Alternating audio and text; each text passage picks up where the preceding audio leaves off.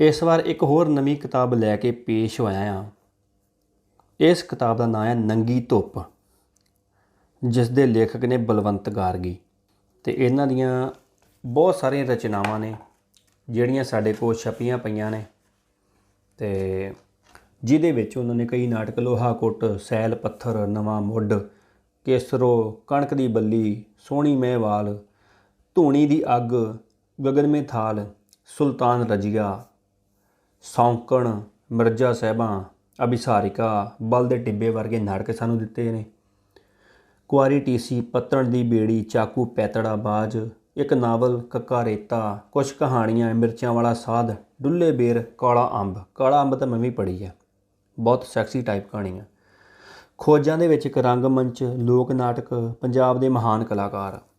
लेखां दे विच बलवंत गार्गी ने लिखे आ शरबत दीआं घुट्टां, निम्म दे पत्ते, सुरमे वाली अख, कौडियां वाला सप ते हसीन चेहरे। एक यात्रा भी आ पताल दी धरती, ते स्वै जीवनी उन्हां दी नंगी धुप ते काशनी वेड़ा। नंगी धुप स्वै जीवनी है जिहड़ी आपां हुण शुरू कर लगे हाँ। ਇਹਦੇ 17 भाग ने कुल। लगभग ये किताब जेकर मैं वेखां तां 223 वर्कियां दी आ। कोशिश करांगे आपां इहनूं छेती तो छेती खत्म करन दी, ते 17 भागां नूं 17 एपीसोडां विच खत्म करांगे, पर डिपेंड करदा आ कि स्पीड किन्नी है साडी। किताब बड़ी वधिया लिखी आ। ते हुण मैं शुरू करदा किताब। ते किताब शुरू होण तो पहलां दसां कि ਇਹਦੇ ਜਿਹੜੇ ਪ੍ਰਕਾਸ਼ਕ ਨੇ ਉਹ ਹੈਗੇ ਨੇ ਨਵਯੁਗ ਪਬਲਿਸ਼ਰਜ਼, ਦਿੱਲੀ ਤੋਂ ਨੇ। ਕਿਤਾਬ ਲਿਖਣ ਤੋਂ ਪਹਿਲਾਂ ਉਹਨਾਂ ਨੇ 2 ਸ਼ਬਦ ਲਿਖੇ ਆ ਬਲਵੰਤ ਗਾਰਗੀ ਨੇ, ਆਪਾਂ ਉਹਨੂੰ ਸ਼ੇਅਰ ਕਰਨਾ ਬਣਦਾ ਵੀ ਆ। ਤੇ ਮੈਂ ਉਹ 2 ਸ਼ਬਦ ਤੁਹਾਡੇ ਨਾਲ ਸ਼ੇਅਰ ਕਰਦਾ ਜਿਹਦੇ ਵਿੱਚ ਲਿਖਿਆ ਆ, ਆਪਣੇ ਬਾਰੇ ਇਹ ਲਿਖਣਾ ਕਿ ਮੈਂ ਕਿੰਨਾ ਚੰਗਾ ਹਾਂ, ਚੰਗੀ ਕਲਾ ਦਾ ਸੂਚਕ ਨਹੀਂ। ਲਿਖਣ ਲੱਗਿਆਂ ਲੁਕੇ ਹੋਏ ਰਾਜ ਅਤੇ ਦੱਬੇ ਹੋਏ ਪਾਪ ਉਜਾਗਰ ਹੋਣ ਤੇ ਉਹਨਾਂ ਦੀ ਅੰਦਰਲੀ ਗਤੀ ਪ੍ਰਤੱਖ ਹੋਵੇ ਤਾਂ ਲੇਖਕ ਨੂੰ ਵੀ ਇੱਕ ਨਵੀਂ ਸੂਝ ਤੇ ਚਾਨਣ ਮਿਲਦਾ ਹੈ। ਮੈਂ ਆਪਣੇ ਬਾਰੇ ਲਿਖ ਰਿਹਾ ਹਾਂ, ਮਨ ਦੀਆਂ ਤਪਦੀਆਂ ਛਾਵਾਂ, ਸੁਚੇਤ ਤੇ ਅਚੇਤ ਦੀ ਟੱਕਰ, ਦੋਸਤਾਂ ਤੇ ਮਹਿਬੂਬ, ਤੀਵੀਆਂ ਦੇ ਜਜ਼ਬੇ, ਸਿੰਮੇ ਚਿੱਤਰ, ਪਿਆਰ, ਤੜਫਾਂ ਤੇ ਨਫ਼ਰਤ ਦੀਆਂ ਚਿਣਗਾਂ, ਇਹ ਸਭ ਕੁਝ ਵਰਤਮਾਨ ਸਮਾਜ ਦੇ ਪਿਛੋਕੜ ਵਿੱਚ ਵਾਪਰਦਾ ਹੈ। ਨੰਗੀ ਧੁੱਪ ਮੇਰੇ ਆਪਣੇ ਜੀਵਨ ਉੱਤੇ ਆਧਾਰਿਤ ਹੈ। ਜਦੋਂ ਕੋਈ ਲੇਖਕ ਆਪਣੇ ਇਮੇਜ ਨੂੰ ਲਿਸ਼ਕਾਉਣ ਦੀ ਫਿਕਰ ਕਰਨ ਲੱਗ ਪਵੇ ਤਾਂ ਉਹ ਉਸੇ ਥਾਂ ਖੜਾ ਰਹਿ ਜਾਂਦਾ ਹੈ। ਹਰ ਨਵੀਂ ਰਚਨਾ ਇੱਕ ਨਵਾਂ ਸਫ਼ਰ ਤੇ ਨਵੀਂ ਸਵੈ ਖੋਜ ਹੈ। ਮੇਰਾ ਇੱਕੋ ਇਮੇਜ ਨਹੀਂ, ਮੈਂ ਉਸ ਨੂੰ ਹਮੇਸ਼ਾ ਤੋੜਦਾ ਰਿਹਾ ਹਾਂ ਤੇ ਇਸ ਤਰ੍ਹਾਂ ਨਵਾਂ ਇਮੇਜ ਬਣਾਉਂਦਾ ਰਿਹਾ ਹਾਂ। ਠਹਿਰਾ ਹੋਇਆ ਇਮੇਜ, ਜੰਮਿਆ ਹੋਇਆ ਇਮੇਜ, ਸਥਾਪਿਤ ਇਮੇਜ ਇੱਕ ਮੁਰਦਾ ਚੀਜ਼ ਹੈ। ਇਸ ਨੂੰ ਹਰ ਵਾਰ ਨਵੀਂ ਧੜਕਣ ਤੇ ਨਵੇਂ ਸਾਹ ਦੀ ਲੋੜ ਹੈ। ਮੇਰੇ ਪਾਤਰ ਨੰਗੇ ਹਨ, ਆਦਮ ਤੇ ਹਵਾ ਵਾਂਗ। ਇਹੋ ਇਹਨਾਂ ਦੀ ਖੂਬਸੂਰਤੀ ਹੈ ਤੇ ਇਹੋ ਇਹਨਾਂ ਦਾ ਦੋਸ਼। ਮੈਂ ਜਿਸ ਦੀਵੀ ਨੂੰ ਪਿਆਰ ਕੀਤਾ ਉਸ ਦੇ ਹੁਸਨ ਤੇ ਨੰਗੇਜ ਨੂੰ ਚਿਤਰਿਆ ਹੈ। ਜਦੋਂ ਕੋਈ ਪੇਂਟਰ ਜਾਂ ਬੁੱਤਘਾੜਾ ਨਗਨ ਮੂਰਤੀ ਬਣਾਉਂਦਾ ਹੈ ਤਾਂ ਉਹ ਆਪਣੀ ਮਾਂ ਜਾਂ ਮਹਿਬੂਬ ਦੇ ਨਿਤੰਬ ਤੇ ਮੰਮੇ ਹੀ ਸਿਰਜ ਰਿਹਾ ਹੁੰਦਾ ਹੈ। ਉਹ ਆਦ ਅਨੁਭਵ ਜੋ ਹਮੇਸ਼ਾ ਨੰਗੇ ਹਨ, ਸੱਚ ਖੁਦ ਨੰਗਾ ਹੈ। ਮੈਂ ਨੰਗੇ ਸੱਚ ਦਾ ਪੁਜਾਰੀ ਹਾਂ, ਨੰਗੀ ਮੂਰਤੀ ਨੂੰ ਮੱਥਾ ਟੇਕਦਾ ਹਾਂ। ਮਨੁੱਖ ਖੁਦ ਵੀ ਇਕੱਲਾ ਤੇ ਨੰਗਾ ਹੈ। ਆਪਣੇ ਸਰੀਰ ਦੀ ਚਮੜੀ ਨਾਲੋਂ ਕੋਈ ਹੋਰ ਚੀਜ਼ ਵਧੇਰੇ ਨਿੱਘ ਨਹੀਂ ਦਿੰਦੀ। ਮੈਂ ਪਾਤਰਾਂ ਦੇ ਅਸਲੀ ਨਾਂ, ਅਸਲੀ ਥਾਵਾਂ, ਅਸਲੀ ਸ਼ਹਿਰ ਅਤੇ ਅਸਲੀ ਘਟਨਾਵਾਂ ਵਰਤੀਆਂ ਹਨ, ਪਰ ਕਿਤੇ ਕਿਤੇ ਕਾਲਪਨਿਕ ਨਾਂ ਤੇ ਬਦਲੇ ਹੋਏ ਚਿਹਰੇ ਵੀ ਹਨ। ਮੇਰਾ ਮਨੋਰਥ ਤੁਹਾਨੂੰ ਸਿਰਫ ਤੱਥ ਦੱਸਣਾ ਨਹੀਂ ਸਗੋਂ ਸੱਚ ਦੱਸਣਾ ਹੈ। ਡੂੰਘੀਆਂ ਤੇ ਲੁਕੀਆਂ ਹਕੀਕਤਾਂ, ਵਾਸ਼ਨਾ ਦਾ ਟੂਣਾ, ਲਹੂ ਵਿੱਚ ਮੱਚਦੀਆਂ ਖਾਹਿਸ਼ਾਂ ਤੇ ਰਚਨਾ ਦੇ ਆਪ ਹੁਦਰੇ ਅਮਲ। ਮੇਰੀ ਇਹ ਲਿਖਤ ਵਿੱਚ ਘਟਨਾਵਾਂ ਸਮੇਂਬੱਧ ਅਤੇ ਲੜੀਬੰਦ ਨਹੀਂ ਹਨ। ਅਤੀਤ ਦੇ ਭਵਿੱਖ ਅੱਗੜ ਪਿਛੜ ਹੋ ਜਾਂਦੇ ਹਨ। ਘਟਨਾਵਾਂ ਬਿੰਬ ਤੇ ਪਿਛਲ ਝਾਤਾਂ ਕਈ ਵਾਰ ਇੱਕੋ ਸਮੇਂ ਜਾਗਦੀਆਂ ਹਨ। ਮੇਰੀਆਂ ਅੱਖਾਂ ਜਦੋਂ ਕਿਸੇ ਘੋੜੇ ਨੂੰ ਦੇਖਦੀਆਂ ਹਨ ਤਾਂ ਜ਼ਰੂਰੀ ਨਹੀਂ ਕਿ ਮੇਰੀਆਂ ਨਜ਼ਰਾਂ ਪਹਿਲਾਂ ਸਿਰ ਉੱਤੇ ਪਵੇ। ਬਿਲਕੁਲ ਸੰਭਵ ਹੈ ਕਿ ਮੈਂ ਪਹਿਲਾਂ ਘੋੜੇ ਦੀ ਉੱਡਦੀ ਹੋਈ ਅਯਾਲ ਦੇਖਾਂ ਜਾਂ ਉਸਦੇ ਪੌੜ। ਯਥਾਰਥ ਕੋਈ ਵਾਰ ਬੜਾ ਔੜਾ ਤੇ ਪੁੱਠਾ ਚਮਤਕਾਰ ਹੁੰਦਾ ਹੈ। 27 ਕਸਤੂਰਬਾ ਗਾਂਧੀ ਮਾਰਗ, ਨਵੀਂ ਦਿੱਲੀ, ਬਲਵੰਤ ਗਾਰਗੀ। ਤੇ ਦੋਸਤੋ ਸ਼ੁਰੂ ਕਰਦੇ ਹਾਂ ਇਹ ਨਾਵਲ ਦਾ ਪਹਿਲਾ ਭਾਗ। ਨਾਵਲ ਦਾ ਨਾਂ ਹੈ ਨੰਗੀ ਧੁੱਪ। ਤੇ ਲੇਖਕ ਬਲਵੰਤ ਗਾਰਗੀ ਤੇ ਮੈਂ ਤੁਹਾਡਾ ਮਿੱਤਰ ਦੋਸਤ ਜੋ ਵੀ ਕਹਿ ਲਓ ਜਗਦੀਪ ਸਿੰਘ ਥਿੰਦ ਇਟਲੀ ਤੋਂ। ਕੋਸ਼ਿਸ਼ ਮੇਰੀ ਇਹੀ ਆ ਕਿ ਜਿਹੜੇ ਵੀਰ ਕਿਤਾਬਾਂ ਨਹੀਂ ਪੜ੍ਹ ਸਕਦੇ ਸਮੇਂ ਦੀ ਘਾਟ ਕਾਰਨ, ਕੰਮਾਂ ਦੇ ਮਸਲਿਆਂ ਕਰਕੇ, ਤੇ ਘੱਟ ਤੋਂ ਘੱਟ ਉਹ ਆਡੀਓ ਦੇ ਰੂਪ ਵਿੱਚ ਤਾਂ ਉਹਨੂੰ ਸੁਣ ਸਕਦੇ ਆ, ਜਿਸ ਨਾਲ ਕਿ ਸਾਡੀ ਕਿਤਾਬਾਂ ਨਾਲ ਜਾਣ ਪਛਾਣ ਬਣੀ ਰਹੇ। ਤੇ ਸ਼ੁਰੂ ਕਰਾਂ ਭਾਗ ਪਹਿਲਾ, ਨੰਗੀ ਧੁੱਪ। ਜਦੋਂ ਮੈਂ ਜੀਨੀ ਨੂੰ ਸਿਆਟਲ ਵਿੱਚ ਮਿਲਿਆ ਉਸ ਵੇਲੇ ਮੇਰੇ 3 ਇਸ਼ਕ ਚੱਲ ਰਹੇ ਸਨ। ਤਿੰਨੇ ਕੁੜੀਆਂ ਪਿਆਰ ਵਿੱਚ ਡੁੱਬੀਆਂ ਹੋਈਆਂ ਸਨ, ਤਿੰਨੇ ਵਫਾਦਾਰ, ਤਿੰਨੇ ਵੇਗਮਤੀਆਂ, ਤਿੰਨੇ ਕੌਲ ਕਲਾਰ ਦੀਆਂ ਪੂਰੀਆਂ। ਮੈਂ ਪਰੇਸ਼ਾਨ ਸਾਂ ਕਿ ਕਿਸ ਨਾਲ ਵਿਆਹ ਕਰਾਂ, ਕਿਸ ਨੂੰ ਲਾਰਾ ਲਾਵਾਂ, ਕਿਸ ਨੂੰ ਧੋਖਾ ਦੇਵਾਂ। ਮੈਂ ਯੂਨੀਵਰਸਿਟੀ ਆਫ ਵਾਸ਼ਿੰਗਟਨ ਵਿੱਚ ਭਾਰਤੀ ਨਾਟਕ ਪੜ੍ਹਾ ਰਿਹਾ ਸੀ।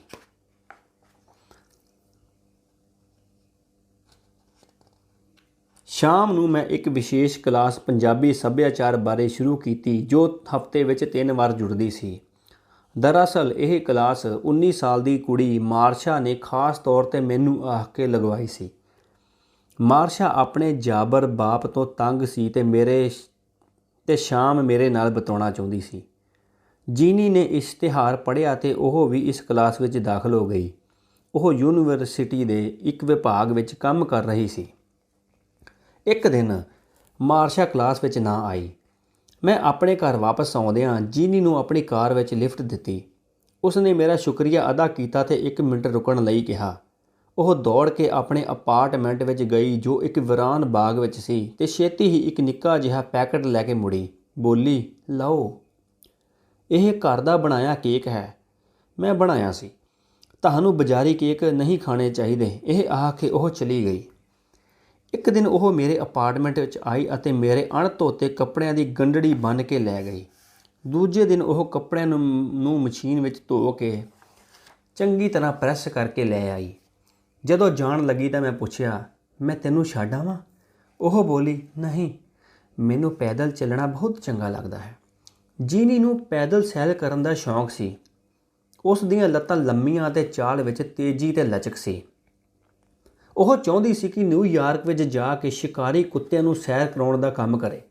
ਤਨਖਾਹ $3 ਫੀ ਘੰਟਾ। ਇਸ ਦੇ ਨਾਲ ਹੀ ਚਮੜੇ ਦਾ ਪਤਲਾ ਖੂਬਸੂਰਤ ਕੋਟ, ਲੰਮੀਆਂ ਖੂਬਸੂਰਤ ਸਿਆਹ ਜੁਰਾਬਾਂ, ਮੇਮਣੇ ਦੀ ਖੱਲ ਦੇ ਉੱਚੇ ਕਾਲੇ ਬੂਟ ਮਿਲਦੇ। ਉਹ ਇਹਨਾਂ ਸ਼ਿਕਾਰੀ ਪਾਲਤੂ ਕੁੱਤਿਆਂ ਨੂੰ ਸੈਰ ਕਰਾਉਣ ਲੈ ਕੇ ਜਾਣ ਬਾਰੇ ਸੋਚਦੀ। ਅਮੀਰ ਆਦਮੀਆਂ ਦੇ ਘਰਾਂ ਵਿੱਚ ਡੱਕੇ ਹੋਏ ਅਲੇਸ਼ੇਸ਼ੀਅਨ ਤੇ ਬੁਲਡਾਗਾਂ ਨੂੰ ਬਾਹਰ ਕੌਣ ਲਿਜਾਂਦਾ? ਅਮੀਰਾਂ ਨੂੰ ਇਤਨੀ ਵਿਹਲ ਕਿੱਥੇ? ਉਹ ਇਹਨਾਂ ਖੌਫਨਾਕ ਕੁੱਤਿਆਂ ਨੂੰ ਸੰਗਲੀ ਨਾਲ ਬੰਨੀ ਬੇਧੜਕ ਨਿਊਯਾਰਕ ਦੀਆਂ ਸੜਕਾਂ ਉੱਤੇ ਸੈਰ ਕਰਾਉਣ ਦੇ ਖਾਬ ਲੈਂਦੀ। ਇਸ ਤਰ੍ਹਾਂ ਇਹ ਕੁੱਤੇ ਉਸ ਦੀ ਰਾਖੀ ਵੀ ਕਰ ਸਕਦੇ ਸਨ। ਕਿਸੇ ਗੁੰਡੇ ਦੀ ਕੀ ਮਜਾਲ ਕਿ ਉਸ ਨੂੰ ਛੇੜ ਸਕੇ। ਨਾਲੇ ਉਸ ਦਾ ਆਪਣਾ ਪੈਦਲ ਸੈਰ ਕਰਨ ਦਾ ਚਾਅ ਵੀ ਪੂਰਾ ਹੋ ਜਾਏਗਾ ਤੇ ਨਾਲੇ ਪੈਸੇ ਵੀ ਬਹੁਤੇ ਮਿਲਣਗੇ। ਕਮ ਅਜ਼ ਕਮ ਯੂਨੀਵਰਸਿਟੀ ਦੇ ਵਿਭਾਗ ਵਿੱਚ ਕੁਰਸੀ 'ਤੇ ਬੈਠ ਕੇ 8 ਘੰਟੇ ਕੰਮ ਕਰਨ ਤੋਂ ਇਹ ਸੈਰ ਕਰਨ ਵਾਲਾ ਕੰਮ ਕਿਤੇ ਚੰਗਾ ਸੀ। ਜੀਨੀ ਇਕੱਲੀ ਰਹਿੰਦੀ ਸੀ। 18 ਸਾਲਾਂ ਦੀ ਉਮਰ ਪਿੱਛੋਂ ਅਮਰੀਕਾ ਵਿੱਚ ਕੋਈ ਕੁੜੀ ਆਪਣੇ ਘਰ ਨਹੀਂ ਰਹਿੰਦੀ। ਸਭ ਆਪਣੇ ਮਾਪਿਆਂ ਨੂੰ ਅਲਵਿਦਾ ਫਲੈਟ ਤੋਂ ਲੈ ਕੇ ਕਿਸੇ ਸਹੇਲੀ ਨਾਲ ਜਾਂ ਕਿਸੇ ਦੋਸਤ ਨਾਲ ਰਹਿੰਦੀਆਂ ਹਨ। ਉੱਥੇ ਕੋਈ ਬਾਬਲ ਦਾ ਵਿਹੜਾ ਨਹੀਂ। ਸਗੋਂ ਜੇ ਕੋਈ ਕੁੜੀ ਮਾਪਿਆਂ ਨਾਲ ਹੀ ਰਹਿੰਦੀ ਰਹੇ ਤਾਂ ਇਹ ਇਤਨੀ ਹੀ ਅਜੀਬ ਤੇ ਜਿੱਲਤ ਵਾਲੀ ਗੱਲ ਹੈ ਜਿਵੇਂ ਪੰਜਾਬ ਦੇ ਪਿੰਡ ਵਿੱਚ ਕੋਈ ਜਵਾਨ ਕੁੜੀ ਮਾਪਿਆਂ ਤੋਂ ਵੱਖਰੀ ਹੋ ਕੇ ਕੋਈ ਚੁਬਾਰਾ ਲੈ ਕੇ ਰਹਿਣ ਲੱਗ ਪਵੇ। ਜੀਨੀ ਦੇ ਮਾਤਾ ਪਿਤਾ ਸਿਆਟਲ ਵਿੱਚ ਹੀ ਰਹਿੰਦੇ ਸਨ, ਵਾਸ਼ਿੰਗਟਨ ਝੀਲ ਤੋਂ ਪਾਰ। ਪਰ ਮੈਨੂੰ ਇਸ ਦਾ ਨਹੀਂ ਸੀ ਪਤਾ। ਮੈਨੂੰ ਇਹ ਵੀ ਨਹੀਂ ਸੀ ਪਤਾ ਕਿ ਉਸ ਦਾ ਪਿਤਾ ਇੱਕ ਵੱਡੇ ਨੈਸ਼ਨਲ ਬੈਂਕ ਦਾ ਵਾਈਸ ਪ੍ਰੈਜ਼ੀਡੈਂਟ ਸੀ। ਜੀਨੀ ਨੇ ਕਦੇ ਆਪਣੇ ਘਰ ਦੀ ਗੱਲ ਕੀਤੀ ਹੀ ਨਹੀਂ ਸੀ। ਕਈ ਵਾਰ ਮੈਂ ਤੇ ਜੀਨੀ ਇੱਕ ਛੋਟੇ ਜਿਹੇ ਕੈਫੇ ਵਿੱਚ ਜਾਂਦੇ ਤੇ ਅਸੀਂ ਉੱਥੇ ਕਈ ਘੰਟੇ ਬੈਠਦੇ। ਉਹ ਚਾਕਲੇਟ ਆਈਸਕ੍ਰੀਮ ਦਾ ਆਰਡਰ ਦਿੰਦੀ ਤੇ ਮੈਂ ਕਾਫੀ ਦਾ। ਉਹ ਚੰਗੀ ਖੁਰਾਕ ਬਾਰੇ ਮੈਨੂੰ ਪ੍ਰੇਰਦੀ, ਆਖਦੀ ਕਿ ਤੈਨੂੰ ਤਲੀਆਂ ਹੋਈਆਂ ਚੀਜ਼ਾਂ ਤੇ ਡਬਲ ਰੋਟੀ ਘੱਟ ਖਾਣੀ ਚਾਹੀਦੀ ਹੈ। ਮੈਨੂੰ ਸਾਲਮਨ ਮੱਛੀ, ਰੋੜਾ ਮੀਟ, ਦੁੱਧ ਤੇ ਨਿੰਬੂ ਦੇ ਸੰਗਤਰੇ ਤੇ ਮਾਲਟੇ ਖਾਣੇ ਚਾਹੀਦੇ ਹਨ। ਪਰ ਮੈਨੂੰ ਇਹ ਚੀਜ਼ਾਂ ਬਹੁਤ ਘੱਟ ਪਸੰਦ ਸਨ। ਮੈਂ ਹਾਲੇ ਵੀ ਤਕੜੀ ਹੋਈ ਮਾਹ ਦੀ ਦਾਲ ਤੇ ਹਰੀਆਂ ਮਿਰਚਾਂ ਦੇ ਅਚਾਰ ਦਾ ਸ਼ੌਕੀਨ ਸਾਂ। ਤੜਕੀ ਹੋਈ ਮਾਂ ਦੀ ਦਾਲ ਮੇਰਾ ਫਲੈਟ 2 ਮੰਜ਼ਿਲੇ ਮਕਾਨ ਦੇ ਉੱਪਰਲੇ ਹਿੱਸੇ ਵਿੱਚ ਸੀ। ਵਧੀ ਹੋਈ ਖੁੱਲ੍ਹੀ ਬਾਲਕੋਨੀ ਵਿੱਚੋਂ ਹੇਠਾਂ ਦਰੱਖਤਾਂ ਅਤੇ ਘਾਹ ਨਾਲ ਸ਼ਿੰਗਾਰੀ ਢਾਲਵਾਨ ਸੀ। ਉਸ ਤੋਂ ਅੱਗੇ ਬਹੁਤ ਚੌੜੀ ਖੁੱਲ੍ਹੀ ਸੜਕ, ਜਿਸ ਉੱਤੇ 12 ਕਾਰਾਂ ਇੱਕੋ ਵੇਲੇ ਦੌੜ ਸਕਦੀਆਂ ਸਨ। ਇਸ ਤੋਂ ਅੱਗੇ ਖੂਬਸੂਰਤ ਝੀਲ। ਮੈਨੂੰ ਹਰ ਵੇਲੇ ਤੇਜ਼ ਕਾਰਾਂ ਦੇ ਛੂਕਣ ਦੀ ਆਵਾਜ਼ ਸੁਣਦੀ, ਜਿਵੇਂ ਜੰਗਲ ਵਿੱਚ ਤੇਜ਼ ਹਵਾ ਛਾਂ-ਛਾਂ ਕਰਦੀ ਜਾ ਰਹੀ ਹੋਵੇ। ਇੱਕ ਤਰ੍ਹਾਂ ਦੀ ਲੋਰੀ ਜਿਹੀ, ਜਿਵੇਂ ਸਮੁੰਦਰ ਦੀਆਂ ਲਹਿਰਾਂ ਦਾ ਸ਼ੋਰ ਹੁੰਦਾ ਤੇ ਨੀਂਦ ਵਿੱਚ ਭਿੱਜਿਆ ਹੋਇਆ। ਮੈਂ ਇਕੱਲਾ ਬੈਠਾ ਖਿੜਕੀ ਵਿੱਚੋਂ ਝੀਲ ਨੂੰ ਤੱਕਦਾ, ਝਿੱਕੀਆਂ ਪਹਾੜੀਆਂ ਦੀਆਂ ਢਲਵਾਨਾਂ ਅਤੇ ਉੱਚੀ ਸਪੇਸ ਨੀਡਲ ਨੂੰ ਦੇਖਦਾ, ਜਿਸ ਉੱਤੇ ਇੱਕ ਗੋਲ ਰੈਸਟੋਰੈਂਟ ਕੀੜੀ ਦੀ ਚਾਲ ਘੁੰਮਦਾ। ਬਿਜਲੀ ਦੇ ਅਣਗਿਣਤ ਲਾਟੂ 20 ਮੀਲ ਦੀ ਵਾਦੀ ਵਿੱਚ ਟਿਮਕਦੇ। ਮੈਂ ਇਸ ਦ੍ਰਿਸ਼ ਨੂੰ ਤੱਕਦਾ ਹੋਇਆ ਇਕੱਲ ਮਹਿਸੂਸ ਨਾ ਕਰਦਾ। ਟੈਲੀਫੋਨ ਮੇਰਾ ਸਾਥੀ ਸੀ, ਮੇਰੀ ਲੰਮੀ ਬਾਂਹ। ਇਸ ਰਾਹੀਂ ਮੈਂ ਦੂਰ ਬੈਠੇ ਲੋਕਾਂ ਨੂੰ ਮਹਿਸੂਸ ਕਰ ਸਕਦਾ ਸਾਂ, ਉਹਨਾਂ ਨੂੰ ਛੂਹ ਸਕਦਾ ਸਾਂ ਤੇ ਉਹਨਾਂ ਦੀ ਆਵਾਜ਼ ਸੁਣ ਸਕਦਾ ਸਾਂ, ਤੇ ਜਿਸ ਨੂੰ ਚਾਹੁੰਦਾ ਉਸ ਨਾਲ ਗੱਲ ਕਰਦਾ ਸਕਦਾ। ਮੈਂ ਜੀਨੀ ਨੂੰ ਆਖਿਆ ਸੀ ਕਿ ਉਹ ਮੈਨੂੰ ਕਦੇ ਟੈਲੀਫੋਨ ਨਾ ਕਰੇ, ਨਾ ਹੀ ਉਹ ਬਿਨਾਂ ਦੱਸੇ ਕਦੇ ਆਵੇ। ਮੈਂ ਨਹੀਂ ਚਾਹੁੰਦਾ ਕਿ ਕਿਸੇ ਨੂੰ ਮੇਰੇ ਅਤੇ ਉਸ ਦੇ ਰਿਸ਼ਤੇ ਬਾਰੇ ਪਤਾ ਚੱਲੇ। ਉਸਨੇ ਮੇਰੇ ਕਹਿਣ ਦਾ ਆਦਰ ਕੀਤਾ। ਉਹ ਆਪਣੇ ਅਪਾਰਟਮੈਂਟ ਵਿੱਚ ਬੈਠੀ ਸ਼ਾਮ ਨੂੰ ਅਕਸਰ ਮੇਰਾ ਇੰਤਜ਼ਾਰ ਕਰਦੀ। ਉਸ ਦਾ ਅਪਾਰਟਮੈਂਟ 1.5 ਕਮਰੇ ਦਾ ਸੀ। ਮੈਂ ਲੰਮਾ ਕਮਰਾ, ਜਿਸ ਵਿੱਚ ਉਸ ਦਾ ਬਿਸਤਰ, ਲਿਖਣ ਪੜ੍ਹਨ ਵਾਲੀ ਮੇਜ਼, 2 ਕੁਰਸੀਆਂ, ਸ਼ੈਲਫ ਤੇ ਇੱਕ ਹੋਰ ਨਿੱਕਾ ਮੋਟਾ ਸਮਾਨ, ਕਮਰੇ ਵਿੱਚ ਕਾਲੀਨ ਵਿਛਿਆ ਹੋਇਆ ਸੀ। ਇੱਕ ਨਿੱਕਾ ਜਿਹਾ ਕਿਚਨ ਸੀ, ਜਿਸ ਵਿੱਚ ਫਰਿੱਜ, ਬਿਜਲੀ ਦਾ ਚੁੱਲ੍ਹਾ ਅਤੇ ਲੋੜੀਂਦਾ ਸਮਾਨ ਸੀ। ਉਸ ਨੇ ਮੈਨੂੰ ਆਪਣੇ ਕਮਰੇ ਤੇ ਵੱਡੇ ਹਾਲ ਦੇ ਬੂਹੇ ਦੀ ਡਬਲ ਚਾਬੀ ਦੇ ਦਿੱਤੀ। ਕਈ ਵਾਰ ਮੈਂ ਪੜ੍ਹਨ ਚਿਰਕਾ ਰਾਤ ਨੂੰ ਜਾਂਦਾ ਤਾਂ ਉਹ ਬੈਠੀ ਸਵੈਟਰ ਬੁਣਦੀ ਹੋਈ ਕਿਤਾਬ ਪੜ੍ਹ ਰਹੀ ਹੁੰਦੀ। ਇੱਕ ਦਿਨ ਮੈਂ ਉਸ ਨੂੰ ਆਖਿਆ ਕਿ ਸ਼ਾਮ ਨੂੰ ਖਾਣੇ ਉੱਤੇ ਆਵਾਂਗਾ। ਅਚਾਨਕ ਮਾਰਸ਼ਾ ਮੈਨੂੰ ਮਿਲਣ ਆ ਗਈ ਤੇ ਅੱਧੀ ਰਾਤ ਤੱਕ ਰਹੀ। ਉਹ ਇੱਕ ਜੰਗਲੀ ਬਿੱਲੀ ਵਾਂਗ ਕਾਲੀਨ ਉੱਤੇ ਲੇਟੀ ਸਿਗਰਟ ਪੀ ਰਹੀ ਸੀ। ਮੇਰਾ ਟੇਬਲ ਲੈਂਪ ਲਾਲ ਰੋਸ਼ਨੀ ਸੁੱਟ ਰਿਹਾ ਸੀ। ਇਹ ਟੇਬਲ ਲੈਂਪ ਮੈਂ ਇੱਕ ਕਬਾੜੀ ਤੋਂ ਮੁੱਲ ਲਿਆ ਸੀ ਤੇ ਇਸ ਦੀ ਚਿਮਨੀ ਉੱਤੇ ਲਾਲ ਪੇਂਟ ਕਰ ਦਿੱਤਾ ਸੀ। ਟੈਲੀਫੋਨ ਦੀ ਘੰਟੀ ਕਈ ਵਾਰ ਵੱਜੀ, ਪਰ ਮੈਂ ਇਸ ਨੂੰ ਨਾ ਚੁੱਕਿਆ। ਇਸ ਦੀ ਘੰਟੀ ਤੋਂ ਮੈਂ ਅੰਦਾਜ਼ਾ ਲਾ ਲਿਆ ਕਿ ਇਹ ਜੀਨੀ ਹੀ ਸੀ। ਮੇਰੇ ਅੰਦਰ ਇੱਕ ਸੂਖਮ ਸ਼ਕਤੀ ਪੈਦਾ ਹੋ ਗਈ ਸੀ, ਇੱਕ ਯੋਗ ਸਾਧਨਾ, ਇੱਕ ਪ੍ਰਕਾਰ ਦੀ ਅਦੁੱਤੀ ਪਰਾਭੌਤਿਕਤਾ, ਭਾਂਪਣ ਸ਼ਕਤੀ, ਜੋ ਟੈਲੀਫੋਨ ਦੀ ਟਰਨ ਤੋਂ ਹੀ ਅਨੁਮਾਨ ਲਾ ਲੈਂਦੀ ਸੀ ਕਿ ਇਹ ਕਿਸ ਦਾ ਟੈਲੀਫੋਨ ਹੈ।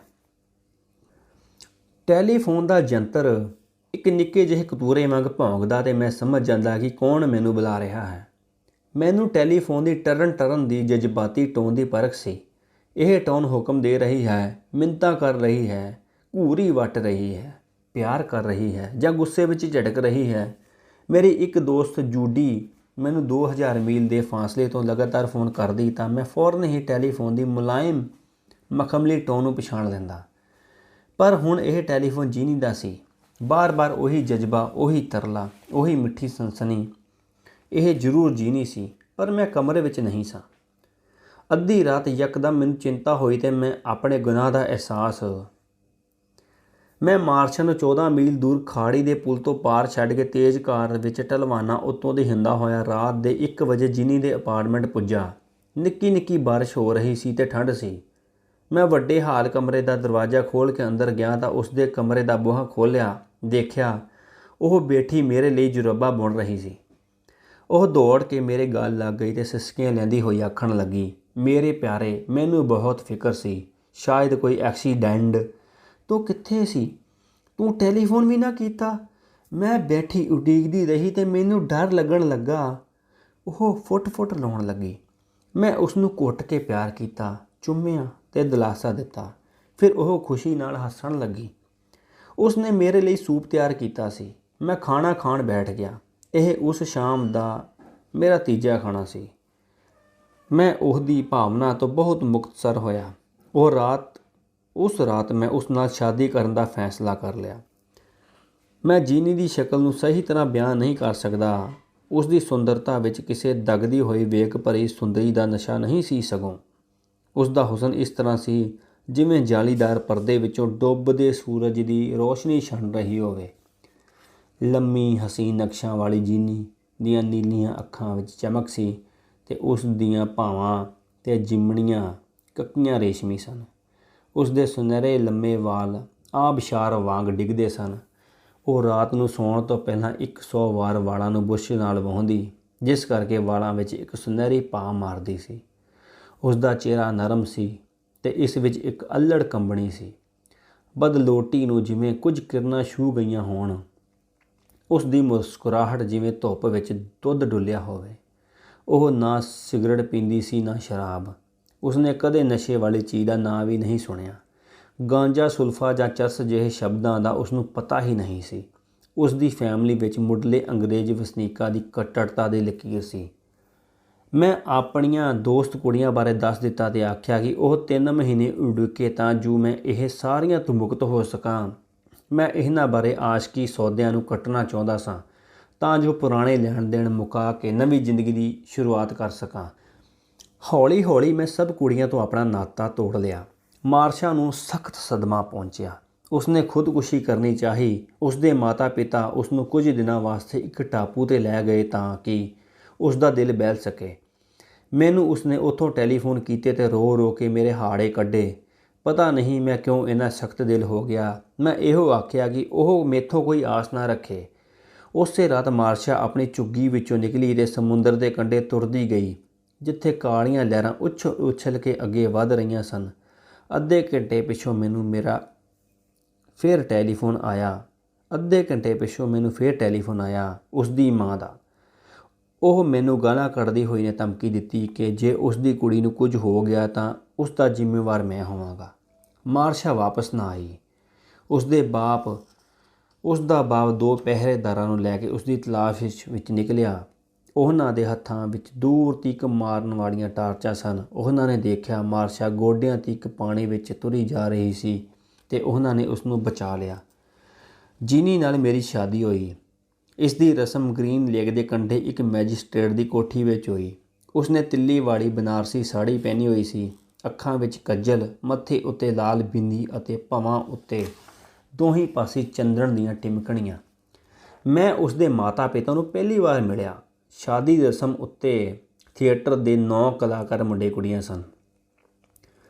ਮੈਜਿਸਟ੍ਰੇਟ ਨੇ ਸ਼ਾਦੀ ਦੀ ਕਸਮ ਖਵਾਉਂਦੇ ਹੋਏ ਮੈਨੂੰ ਆਖਿਆ ਕਿ ਅਸੀਂ ਉਸ ਦੇ ਸ਼ਬਦਾਂ ਨੂੰ ਦੁਹਰਾਈਏ। ਅਸੀਂ ਦੋਹਾਂ ਨੇ ਗੰਭੀਰ ਸ਼ਬਦ ਦੁਹਰਾਏ। ਅਸੀਂ ਇਕੱਠੇ ਰਹਿਣ ਦਾ ਪ੍ਰਣ ਕਰਦੇ ਹਾਂ। ਸਿਰਫ ਮੌਤ ਹੀ ਸਾਨੂੰ ਜੁਦਾ ਕਰ ਸਕਦੀ ਹੈ। ਮੈਂ ਜੇਬ ਵਿੱਚੋਂ ਸੋਨੇ ਦੀ ਮੁੰਦਰੀ ਕੱਢੀ ਤੇ ਉਸਦੇ ਖੱਬੇ ਹੱਥ ਦੀ ਦੂਜੀ ਉਂਗਲੀ ਵਿੱਚ ਪਾ ਦਿੱਤੀ। ਉਸਨੇ ਆਪਣਾ ਚਿਹਰਾ ਮੇਰੇ ਨੇੜੇ ਕੀਤਾ ਤਾਂ ਕਿ ਮੈਂ ਸ਼ਾਦੀ ਦੀ ਸ਼ਗਨਾਂ ਭਰੀ ਚੁੰਮਣ ਉਸਨੂੰ ਦੇਵਾਂ। ਮੈਨੂੰ ਇਸ ਰਸਮ ਦਾ ਨਹੀਂ ਸੀ ਪਤਾ। ਉਸ ਦੀਆਂ ਸਹੇਲੀਆਂ ਨੇ ਪੋਲੇ ਜਿਹੇ ਆਖਿਆ, ਹੁਣ ਚੁੰਮ, ਤੇ ਮੈਂ ਉਸਦੇ ਹੋਠਾਂ ਨੂੰ ਚੁੰਮਣ ਦਿੱਤਾ। ਸ਼ਾਦੀ ਦੀ ਮੋਹਰ। ਜਿੰਨੀ ਸੁਘੜ ਸੀ ਤੇ ਕਿਫਾਇਤ ਕਰਨ ਵਾਲੀ। ਉਹ ਮਹਿੰਗੇ ਕੱਪੜੇ ਖਰੀਦਣ ਜਾਂ ਮਹਿੰਗੇ ਰੈਸਤਰਾਂ ਵਿੱਚ ਖਾਣਾ ਖਾਣ ਤੋਂ ਸੰਕੋਚ ਕਰਦੀ। ਉਸਨੇ ਆਪਣੇ ਖਾਣਿਆਂ ਦੇ ਨਾਂ ਨੋਟ ਕਰ ਲਏ ਤੇ ਉਹਨਾਂ ਨੂੰ ਬਣਾਉਣ ਦੀ ਜਾਚ ਸਿੱਖਣ ਲੱਗੀ ਜੋ ਮੈਨੂੰ ਪਸੰਦ ਸੀ। ਚੀਨੀ ਖਾਣਿਆਂ ਵਿੱਚੋਂ ਮੈਨੂੰ ਖੱਟੇ ਮਿੱਠੇ ਕੇਕੜੇ ਬਹੁਤ ਪਸੰਦ ਸਨ। ਉਸਨੇ ਇਹ ਵੀ ਨੋਟ ਕਰ ਲਿਆ। ਮੈਂ 2 ਸਾਲ ਵਿੱਚ ਸਿਰਫ $300 ਬਚਾ ਸਕਿਆ ਸੀ। ਹੁਣ ਜੀਨੀ ਵੀ ਮਿਹਨਤ ਕਰਨ ਲੱਗੀ। ਉਸਨੇ ਇੱਕ ਹਸਪਤਾਲ ਵਿੱਚ ਮੁਰਦਿਆਂ ਦੀਆਂ ਲਿਸਟਾਂ ਤਿਆਰ ਕਰਨ ਦਾ ਕੰਮ ਲੈ ਲਿਆ ਕਿਉਂਕਿ ਇਸ ਨਾਖੁਸ਼ਗਵਾਰ ਕੰਮ ਦਾ ਰੇਟ ਚੋਖਾ ਸੀ। ਅਮਰੀਕਾ ਵਿੱਚ ਜੇ ਤੁਸੀਂ ਕਿਸੇ ਥੀਏਟਰ ਵਿੱਚ ਟਾਈਪਿੰਗ ਦਾ ਕੰਮ ਕਰੋ ਤਾਂ ਮਿਹਨਤਾਨਾ $2 ਫੀ ਘੰਟਾ। ਜੇ ਕਿਸੇ ਵਪਾਰ ਬੈਂਕ ਵਿੱਚ ਟਾਈਪ ਕਰੋ ਤਾਂ $3 ਫੀ ਘੰਟਾ ਤੇ ਮੁਰਦਿਆਂ ਦੀਆਂ ਲਿਸਟਾਂ ਟਾਈਪ ਕਰਨ ਦਾ $4 ਫੀ ਘੰਟਾ ਸੀ। ਅਸੀਂ 6 ਮਹੀਨਿਆਂ ਵਿੱਚ ਹੀ $8,000 ਬਚਾ ਲਿਆ। ਜਿੰਨੀ ਵੱਡੇ ਮਾਮਲੇ ਤੇ ਵੱਡੇ ਫੈਸਲੇ ਮੇਰੇ ਉੱਤੇ ਛੱਡ ਦਿੰਦੀ, ਪਰ ਨਿੱਕੀਆਂ ਗੱਲਾਂ ਵਿੱਚ ਸਾਡੇ ਸੁਭਾਅ ਕਈ ਵਾਰ ਟਕਰਾ ਜਾਂਦੇ ਤੇ ਨਿੱਕਾ ਮਤਭੇਦ ਹੋ ਜਾਂਦਾ। ਸ਼ਾਦੀ ਦੀ ਅੰਗੂਠੀ ਖਰੀਦਣ ਲੱਗਿਆ ਮੈਂ ਇਸ ਗੱਲ ਉੱਤੇ ਜ਼ੋਰ ਦਿੰਦਾ ਸਾਂ ਕਿ ਉਹ ਵੱਡੇ ਨਗ ਵਾਲੀ ਅੰਗੂਠੀ ਲਵੇ, ਵੱਡਾ ਨਗੀਨਾ ਜਾਂ ਜਮੂਰਦ। ਪਰ ਉਸਨੇ ਇੱਕ ਨਿੱਕਾ ਜਿਹਾ ਪੁਖਰਾਜ ਚੁਣਿਆ। ਉਸਨੇ ਸੋਨੇ ਦੀਆਂ ਬਰੀਕ ਵਾਲੀਆਂ ਪਸੰਦ ਸਨ, ਜਾਲੀਦਾਰ ਪਰਦੇ, ਕਰੋਸ਼ੀਏ ਦਾ ਕੰਮ ਤੇ ਬਰੀਕ ਕਢਾਈ। ਉਸਨੂੰ ਭੜਕੀਲੀ ਨੁਮਾਇਸ਼ ਪਸੰਦ ਨਹੀਂ ਸੀ। ਇੱਕ ਵਾਰ ਅਸੀਂ 3rd ਐਵੀਨਿਊ ਬੋ ਮਾਰਸ਼ ਦੇ ਵੱਡੇ ਸਟੋਰ 'ਤੇ ਪੁੱਲ ਓਵਰ ਖਰੀਦਣ ਗਏ। ਵੱਡੀ ਕਲੀਅਰੈਂਸ ਸੇਲ ਲੱਗੀ ਹੋਈ ਸੀ। ਮੇਜ਼ ਉੱਤੇ ਸਵੈਟਰਾਂ, ਪੁੱਲ ਓਵਰਾਂ ਤੇ ਕਾਰਡੀਗਨਾਂ ਦੇ ਢੇਰ ਲੱਗੇ ਹੋਏ ਸਨ। ਤੀਵੀਆਂ ਇਹਨਾਂ ਉੱਨੀ ਰੂੜੀਆਂ ਨੂੰ ਫਲੋਰ ਰਹੀਆਂ ਸਨ। ਉਹ ਚੁੱਕ ਕੇ ਸਵੈਟਰਾਂ ਨੂੰ ਟਰਾਈ ਕਰ ਰਹੀਆਂ ਸਨ, ਸੁੱਟ ਰਹੀਆਂ ਸਨ, ਖਿੱਚ ਰਹੀਆਂ ਸਨ ਤੇ ਮਾਲ ਨੂੰ ਉਥਲ ਪੁਥਲ ਕਰ ਰਹੀਆਂ ਸਨ। ਜਿਨੀ ਆਪਣੇ ਲਈ ਕਿਸੇ ਨਰਮ ਰੰਗ ਦਾ ਪੁੱਲ ਓਵਰ ਚੁਣ ਰਹੀ ਸੀ। ਬਦਾਮੀ, ਭੂਰਾ, ਹਲਕਾ ਸਲੇਟੀ ਜਾਂ ਹਵਾ ਪਿਆਜੀ। ਮੈਂ ਇੱਕ ਸਵੈਟਰ ਦੀ ਲੰਮੀ ਚਿੱਤ-ਕਬਰੀ ਬਾਂਹ ਦੇਖੀ ਤੇ ਇਸ ਨੂੰ ਖਿੱਚ ਲਿਆ। ਇਹ ਦੋਹਰੀ ਬੁਣਤੀ ਦੇ ਹੱਥ ਦਾ ਬੁਣਿਆ ਫਲੀਆਂ ਬਾਹਾਂ ਵਾਲਾ ਵੱਡਾ ਸਵੀਡਿਸ਼ ਪੁੱਲ ਓਵਰ ਸੀ। ਇਸ ਪੁੱਲ ਓਵਰ ਦੀ ਚਿੱਟੀ ਉੱਨ ਦੇ ਪਿੰਡੇ ਉੱਤੇ ਮੋਟੀਆਂ ਕਾਲੀਆਂ ਧਾਰੀਆਂ ਸਨ ਜੋ ਗਰਦਨ ਤੋਂ ਹੇਠਾਂ ਤੀਕ ਜਾਂਦੀਆਂ ਸਨ। ਮੇਰੇ ਜਿੱਦ ਕਰਨ ਉੱਤੇ ਉਸ ਨੇ ਇਹ ਪੁੱਲ ਓਵਰ ਟਰਾਈ ਕੀਤਾ।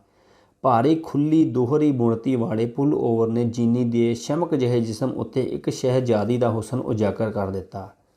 ਮੈਂ ਮਾਡਰਨ ਸਟਾਈਲ ਇੱਕ ਲਾਪਰਵਾਹ ਅਮੀਰੀ ਉਸ ਨੇ ਸ਼ੀਸ਼ੇ ਵਿੱਚ ਦੇਖੀ। ਕਾਲੀਆਂ ਊਨੀ ਧਾਰੀਆਂ ਉਸਦੇ ਜਿਸਮ ਉੱਤੇ ਫਾਬ ਰਹੀਆਂ ਸਨ, ਪਰ ਉਹ ਬੋਲੀ, ਮੈਂ ਬਿਲਕੁਲ ਜ਼ੈਬਰੇ ਵਾਂਗ ਲੱਗਦੀ ਹਾਂ। ਮੈਨੂੰ ਨਹੀਂ ਪਸੰਦ ਇਹ ਜ਼ੈਬਰਾ। ਮੈਂ ਕਾਊਂਟਰ ਉੱਤੇ ਗਿਆ ਤੇ ਸੇਲਜ਼ਗਰ ਤੋਂ ਇਸ ਦੀ ਕੀਮਤ ਪੁੱਛੀ, ਕਿਉਂਕਿ ਇਸ ਦੀ ਕੀਮਤ ਚਿੱਟ ਲਿਖੀ ਹੋਈ ਸੀ। ਉਹ ਬੋਲੀ, ਅਸਲੀ ਕੀਮਤ $32, ਦੜਾ ਕੀਮਤ $9। ਮੈਂ ਆਖਿਆ, ਠੀਕ ਹੈ, ਮੈਂ ਖਰੀਦਾਂਗਾ। ਉਹ ਬੋਲੀ, ਤੁਹਾਡੀ ਅੱਖ ਬਹੁਤ ਬਾਰਕੀ ਹੈ। ਇਹ ਪੁੱਲ ਓਵਰ ਤੁਹਾਡੀ ਸੁਨਹਿਰੀ ਵਾਲਾਂ ਵਾਲੀ ਕੁੜੀ ਉੱਤੇ ਖੂਬ ਫੱਬਦਾ ਹੈ। ਉਸ ਦੀ ਇਹ ਗੱਲ ਸ਼ਾਇਦ ਮਾਲ ਵੇਚਣ ਦੀ ਚਾਲ ਹੋਵੇ, ਪਰ ਮੈਂ ਉਸ ਦੇ ਸ਼ਬਦਾਂ ਨੂੰ ਸੱਚ ਕਰਕੇ ਜਾਣਿਆ। ਮੈਂ ਉਸ ਜੋਬਰਾ ਪੁੱਲ ਓਵਰ ਨੂੰ ਖਰੀਦ ਲਿਆ ਤੇ ਨਾਲ ਹੀ 2 ਹਲਕੇ ਰੰਗਾਂ ਦੇ ਸਵੈਟਰ। ਜਦੋਂ ਮੈਂ ਜੀਨੀ ਵੱਲ ਮੁੜਿਆ ਤਾਂ ਦੇਖਿਆ 2 ਔਰਤਾਂ ਉਸ ਵੱਲ ਲਲਚਾਈਆਂ ਨਜ਼ਰਾਂ ਨਾਲ ਤੱਕ ਰਹੀਆਂ ਸਨ, ਚਾਹੁੰਦੀਆਂ ਸਨ ਕਿ ਉਸ ਦੇ ਪਾਏ ਹੋਏ ਪੁੱਲ ਓਵਰ ਨੂੰ ਖਰੀਦ ਲੈਣ। ਜੀਨੀ ਨੂੰ ਹੁਣ ਪੁੱਲ ਓਵਰ ਪਸੰਦ ਆ ਗਿਆ ਸੀ। ਇਸ ਦੀ ਕੀਮਤ ਸੁਣ ਕੇ ਉਹ ਖੁਸ਼ੀ ਨਾਲ ਚੀਕ ਉੱਠੀ, ਇੰਨਾ ਸਸਤਾ! ਜੀਨੀ ਹਮੇਸ਼ਾ ਭਾਰਤ ਦੇ ਸੁਪਨੇ ਲੈਂਦੀ। ਬਚਪਨ ਵਿੱਚ ਹੀ ਉਸ ਨੂੰ ਚਿੱਟੀ ਚਮੜੀ ਤੋਂ ਚਿੜ ਸੀ। ਗਾਚਣੀ ਵਰਗੀ ਪੀਲੀ ਚਮੜੀ ਤੋਂ ਉਸ ਨੂੰ ਪੂਰੀ ਚਮੜੀ ਤੇ ਤਾਂਬੇ ਰੰਗੇ ਚਿਹਰੇ ਪਸੰਦ ਸਨ। ਸਭ ਤੋਂ ਵੱਧ ਪਸੰਦ ਸੀ ਕਣਕ ਪੀਨਾ ਰੰਗ, ਜੋ ਉਸਨੇ ਭਾਰਤ ਦੇ ਕਲਾ ਸੰਬੰਧੀ ਰਸਾਲਿਆਂ ਵਿੱਚ ਦੇਖਿਆ ਸੀ। ਉਸ ਦੇ ਅਪਾਰਟਮੈਂਟ ਵਿੱਚ ਤਸਵੀਰਾਂ ਸਨ, ਅਜੰਤਾ ਤੇ ਅਲੋਰਾ ਦੀਆਂ ਭਰਵੀਆਂ ਛਾਤੀਆਂ ਤੇ ਕੱਜਲ ਭਿੰਨੀਆਂ ਅੱਖਾਂ ਵਾਲੀਆਂ ਸੁੰਦਰੀਆਂ ਦੀਆਂ, ਤਾਜ ਮਹਿਲ ਦੀਆਂ, ਕੁਤਬ ਮੀਨਾਰ ਦੀਆਂ। ਉਸ ਦੀ ਐਲਬਮ ਭਾਰਤੀ ਕਲਾਕਾਰਾਂ ਤੇ ਨਰਤਕੀਆਂ ਦੀਆਂ ਤਸਵੀਰਾਂ ਨਾਲ ਭਰੀਆਂ ਹੋਈਆਂ ਸਨ। ਮੈਂ ਉਸ ਨੂੰ ਆਖਿਆ ਕਿ ਇਹ ਮੇਰੀ ਅਮੀਰੀ ਦਾ ਇਸ ਗੱਲ ਤੋਂ ਅੰਦਾਜ਼ਾ ਨਾ ਲਾਵੇ ਕਿ ਮੈਂ ਵਾਸ਼ਿੰਗਟਨ ਵਿੱਚ ਭਾਰਤੀ ਨਾਟਕ ਪੜ੍ਹਾਉਣ ਦਾ ਪ੍ਰੋਫੈਸਰ ਹਾਂ। ਆਪਣੇ ਦੇਸ਼ ਵਿੱਚ ਮੈਂ ਸਿਰਫ ਪੰਜਾਬੀ ਦਾ ਲੇਖਕ ਸਾਂ। ਹਮੇਸ਼ਾ ਰੁਪਈਏ ਦੀ ਤੋਟ ਉਸ ਨੂੰ ਖੁਦ ਰੋਟੀ ਪਕਾਉਣੀ ਪਵੇਗੀ ਤੇ ਕੰਮ ਕਰਨਾ ਪਵੇਗਾ ਤੇ ਜ਼ਿੰਦਗੀ ਬੜੀ ਔਖੀ ਹੋਵੇਗੀ। ਉਸ ਨੇ ਆਖਿਆ ਕਿ ਉਸ ਨੂੰ ਅਮਰੀਕਾ ਦੀ ਤੇਜ਼ ਭੱਜ ਦੌੜ ਪਸੰਦ ਨਹੀਂ, ਕਾਰੋਬਾਰੀ ਜ਼ਿੰਦਗੀ, ਕਤਲ, ਝਗੜੇ, ਖੁਦਗਰਜੀ, ਬਿਲਕੁਲ ਵਹਿਸ਼ੀ ਤੇ ਬੇਕਿਰਕ ਸਮਾਜ। ਉਹ ਇੱਥੇ ਨਹੀਂ ਰਹੇਗੀ। ਮੇਰੇ ਨਾਲ ਜੇ ਉਹ ਰੇਗਿਸਤਾਨ ਵਿੱਚ ਚਲੇ ਜਾਵੇ ਤਾਂ ਜ਼ਿੰਦਗੀ ਖੂਬਸੂਰਤ ਹੋਵੇਗੀ।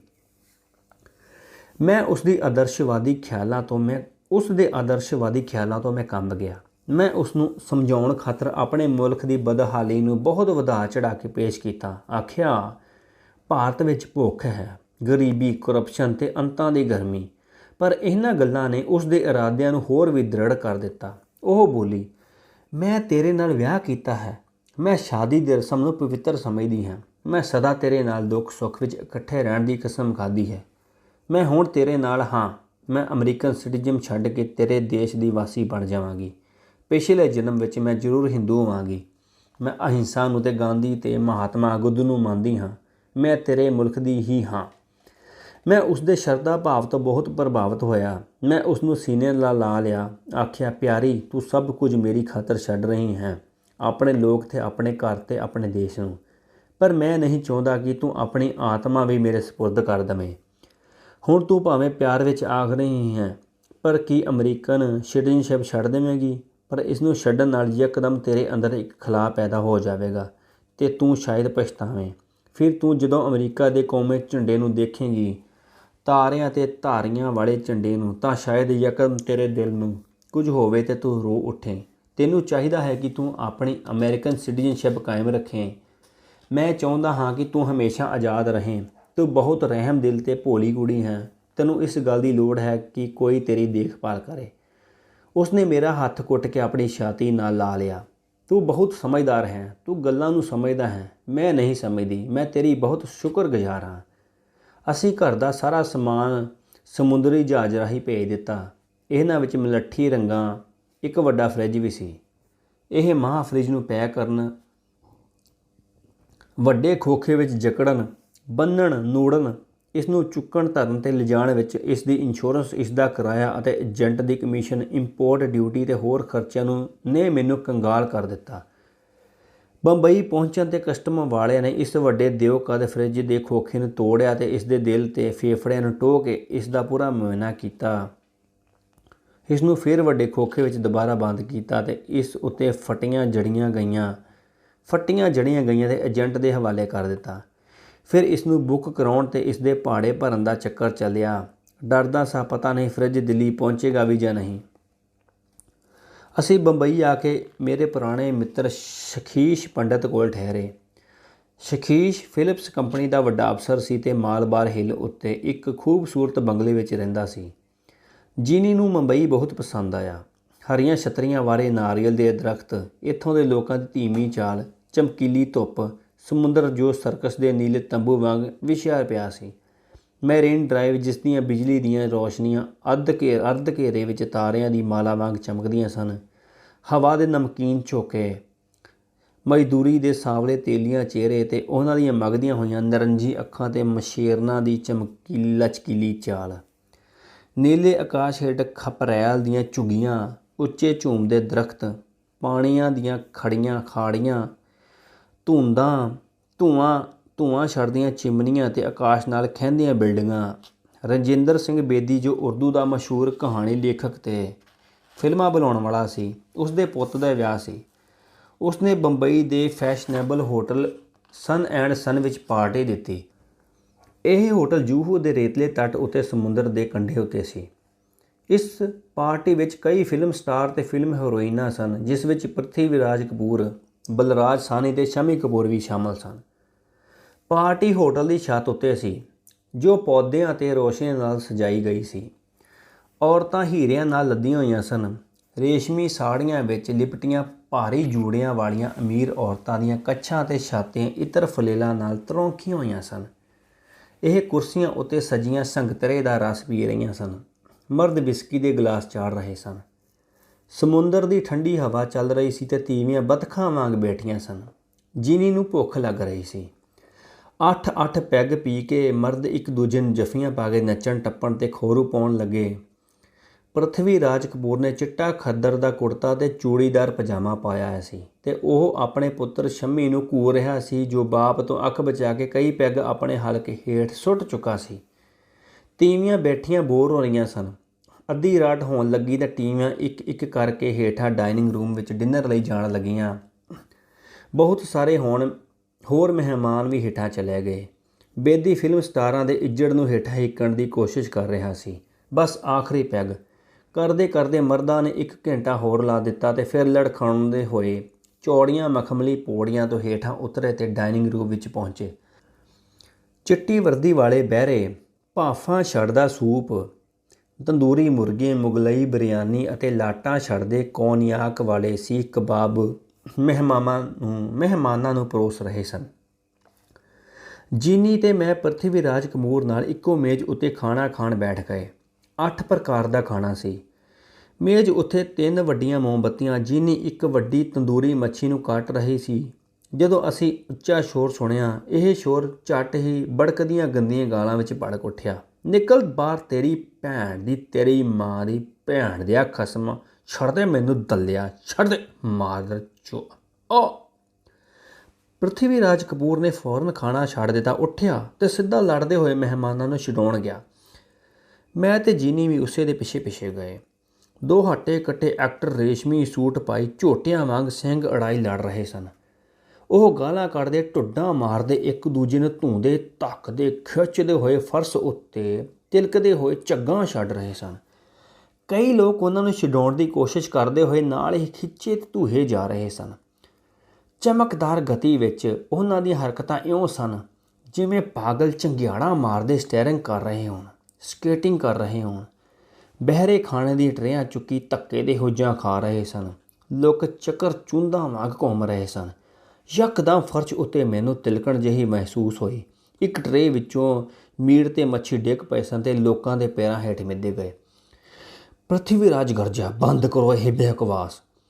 ਉਹ ਲੋਕਾਂ ਦੀ ਭੀੜ ਨੂੰ ਚੀੜਦਾ ਹੋਇਆ ਅੱਗੇ ਵਧਿਆ ਤੇ ਉਸਨੇ ਆਪਣਾ ਵੱਡਾ ਪੰਜਾ ਇੱਕ ਐਕਟਰ ਦੀ ਧੌਣ 'ਤੇ ਜਾ ਗੱਡਿਆ। ਉਸਨੂੰ ਖਿੱਚ ਕੇ ਦੂਜੇ ਨਾਲੋਂ ਤੋੜਿਆ ਤੇ ਇੱਕ ਪਾਸੇ ਪਟਕ ਦਿੱਤਾ। ਇੱਕਦਮ ਖਾਮੋਸ਼ੀ ਛਾ ਗਈ। ਦੋਵੇਂ ਐਕਟਰ ਹਫੇ ਹੋਏ ਸੁੰਡਿਆਂ ਵਾਂਗ ਸਨ। ਉਹਨਾਂ ਦੀਆਂ ਜੀਭਾਂ ਨਿਕਲੀਆਂ ਹੋਈਆਂ ਸਨ ਤੇ ਅੱਖਾਂ ਪਾਟੀਆਂ ਹੋਈਆਂ ਸਨ। ਜਿੰਨੀ ਇਸ ਵਹਿਸ਼ੀ ਲੜਾਈ ਤੋਂ ਡਰ ਗਈ। ਲੋਕਾਂ ਦੇ ਪੈਰਾਂ ਹੇਠ ਮਿੱਧੀ ਹੋਈ ਮੱਛੀ ਤੇ ਬਿਰਯਾਨੀ ਗੋਹੇ ਵਰਗੇ ਹੋ ਗਏ ਸਨ। ਇੱਕ ਗੰਦੀ ਪੀਲੀ ਲਿਜੀ ਰਾਬ। ਉਸ ਦਾ ਜੀ ਕਚਾਉਣ ਲੱਗਾ ਤੇ ਮੈਂ ਉਸ ਨੂੰ ਦੂਜੀ ਹਾਲ ਵਿੱਚ ਲੈ ਗਿਆ। ਉਹ ਸਿਸਕਦੀ ਹੋਈ ਬੋਲੀ, ਮੈਂ ਨਹੀਂ ਖਾਣਾ ਨਹੀਂ ਖਾ ਸਕਦੀ। ਉਹਨਾਂ ਜਾਨਵਰਾਂ ਨੇ ਖਾਣ ਨੂੰ ਮੇਰੇ ਕੇ ਗਾਰਾ ਬਣਾ ਦਿੱਤਾ, ਜਿਵੇਂ ਕਿਸੇ ਨੇ ਉਲਟੀ ਕਰ ਦਿੱਤੀ ਹੋਵੇ। ਮੈਂ ਨਹੀਂ ਖਾ ਸਕਦੀ। ਬੇਦੀ ਦੌੜ ਕੇ ਮਹਿਮਾਨਾਂ ਨੂੰ ਫੜ ਰਿਹਾ ਸੀ ਤੇ ਮਿੰਨਤਾਂ ਕਰ ਰਿਹਾ ਸੀ ਕਿ ਉਹ ਖਾਣਾ ਖਾਣ। ਕੁਝ ਲੋਕਾਂ ਨੇ ਬੇਹੱਦ ਪੀਤੀ ਹੋਈ ਸੀ ਤੇ ਉਹ ਲੜਖੜਾ ਰਹੇ ਸਨ। ਉਹ ਖਾਣ ਲੱਗੇ। ਉਹ ਝੂਮਦੇ ਹੋਏ ਮੀਟ ਨਾਲ ਲਿਬੜੀਆਂ ਉਂਗਲਾਂ ਨੂੰ ਚੱਟ ਰਹੇ ਸਨ ਤੇ ਬਿਰਯਾਨੀ ਤੇ ਮੱਛੀ ਦੇ ਮੀਟ ਨਿਗਾਰ ਰਹੇ ਸਨ। ਉਹਨਾਂ ਦੇ ਰੇਸ਼ਮੀ ਸੂਟਾਂ ਤੇ ਕੀਮਤੀ ਨਿਕਟਾਈਆਂ ਉੱਤੇ ਮੀਟ ਦੇ ਛਿੱਟੇ ਪਈ ਜਾ ਰਹੇ ਸਨ। ਪ੍ਰਿਥਵੀ ਰਾਜ ਕਪੂਰ ਨੇ ਸਾਨੂੰ ਜੂਹੂ ਵਾਲੀ ਕੋਠੀ ਵਿੱਚ ਲੰਚ ਲਈ ਬੁਲਾਇਆ। ਉਸਨੂੰ ਪਤਾ ਸੀ ਕਿ ਜੀਨੀ ਨੂੰ ਮੱਛੀ ਬੇਹੱਦ ਪਸੰਦ ਹੈ, ਇਸ ਲਈ ਉਸਨੇ ਪਾਂਫਰੇ ਮੱਛੀ ਦਾ ਪ੍ਰਬੰਧ ਕੀਤਾ। ਅਸੀਂ ਨਾਰੀਅਲ ਦੇ ਦਰੱਖਤਾਂ ਹੇਠ ਬੈਠੇ ਸਾਂ।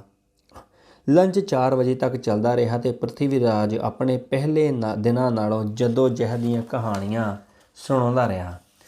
ਉਸਨੇ ਆਪਣੀ ਫਿਲਮਾਂ ਬਾਰੇ ਗੱਲਾਂ ਕੀਤੀਆਂ, ਆਪਣੇ 3 ਪੁੱਤਾਂ ਬਾਰੇ ਜੋ ਇੱਕ ਕਰਕੇ ਫਿਲਮ ਸਟਾਰ ਬਣ ਗਏ ਸਨ ਤੇ ਰਾਜ ਕਪੂਰ ਬਾਰੇ ਜੋ ਫਿਲਮੀ ਦੁਨੀਆ ਦਾ ਬਾਦਸ਼ਾਹ ਸੀ।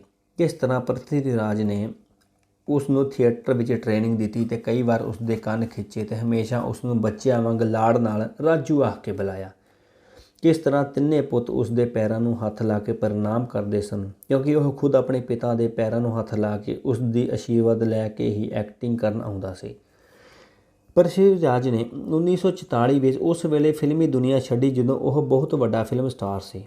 ਉਸਨੇ ਆਪਣੀ ਸਾਰੀ ਕਮਾਈ ਹਿੰਦੀ ਥੀਏਟਰ ਦੀ ਉੱਨਤੀ ਲਈ ਲਾ ਦਿੱਤੀ। ਆਪਣੇ ਥੀਏਟਰ ਦਾ ਨਾਂ ਉਸਨੇ ਰੱਖਿਆ ਸੀ ਪ੍ਰਿਥਵੀ ਥੀਏਟਰ। 16 ਸਾਲ ਇਹ ਥੀਏਟਰ ਚੱਲਦਾ ਰਿਹਾ ਤੇ ਉਸਨੇ 8 ਨਾਟਕ ਖੇਡੇ ਜੋ ਸਾਡੇ ਜੀਵਨ ਦੀਆਂ ਮਹਾਨ ਝਾਕੀਆਂ ਸਨ।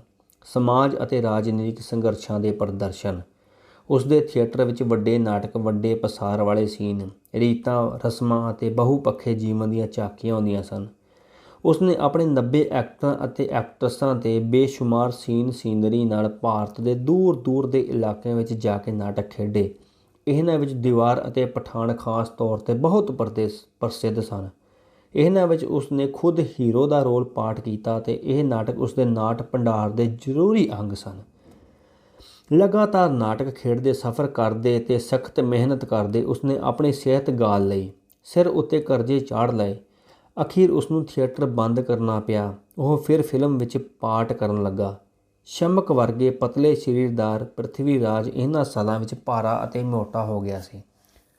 ਫਿਲਮਾਂ ਵਿੱਚ ਹੁਣ ਉਹ ਵੱਡੇ ਭਰਾ ਅਤੇ ਮੋਟੇ ਬੁੱਢੇ ਬਾਦਸ਼ਾਹ ਜਾਂ ਜਗੀਰਦਾਰ ਦਾ ਪਾਠ ਕਰਦਾ। ਹੁਣ ਸਾਡੇ ਨਾਲ ਲੰਚ ਖਾਂਦੇ ਹੋਏ ਪ੍ਰਿਥਵੀ ਰਾਜ 6 ਤੰਦੂਰੀ ਮੁਰਗੇ ਚੱਬ ਗਿਆ ਸੀ। ਜੀਨੀ ਨੇ ਤੰਦੂਰੀ ਪਾਂਫਰੇ ਖਾਧੇ। ਮੈਂ ਮੱਛੀ ਤੇ ਮੁਰਗਾ ਦੋਹਾਂ ਚੀਜ਼ਾਂ ਦਾ ਸਵਾਦ ਲਿਆ। ਇਸ ਭਾਰੀ ਲੰਚ ਪਿੱਛੋਂ ਉਸਨੇ ਸਾਨੂੰ ਆਪਣਾ ਘਰ ਦਿਖਾਇਆ ਤੇ ਥੀਏਟਰ ਦਾ ਸਾਜ਼ ਸਮਾਨ, ਪੁਸ਼ਾਕਾਂ, ਤਾਜ, ਜਟਾਂ, ਤਲਵਾਰਾਂ, ਪ੍ਰਾਚੀਨ ਗੜਵੀਆਂ, ਪਗੜੀਆਂ, ਸੁਨਹਿਰੀ ਅਚਕਣਾਂ, ਫਤੂਈਆਂ ਤੇ ਸੀਨਰੀਆਂ ਦੇ ਬਚੇ ਹੋਏ ਟੁਕੜੇ। ਹਰ ਚੀਜ਼ ਉੱਤੇ ਗਰਦ ਪਾਈ ਹੋਈ ਸੀ ਤੇ ਇਹਨਾਂ ਵਿੱਚੋਂ ਪੁਰਾਣੇ ਪੇਂਟ ਦੀ ਗੰਧ ਆ ਰਹੀ ਸੀ। ਮੈਂ ਇਹਨਾਂ ਪੁਸ਼ਾਕਾਂ, ਤਲਵਾਰਾਂ ਤੇ ਮੰਚ ਸਮੱਗਰੀ ਨੂੰ ਦੇਖਿਆ ਤਾਂ ਪੁਰਾਣੀਆਂ ਯਾਦਾਂ ਤਾਜ਼ੀਆਂ ਹੋ ਗਈਆਂ।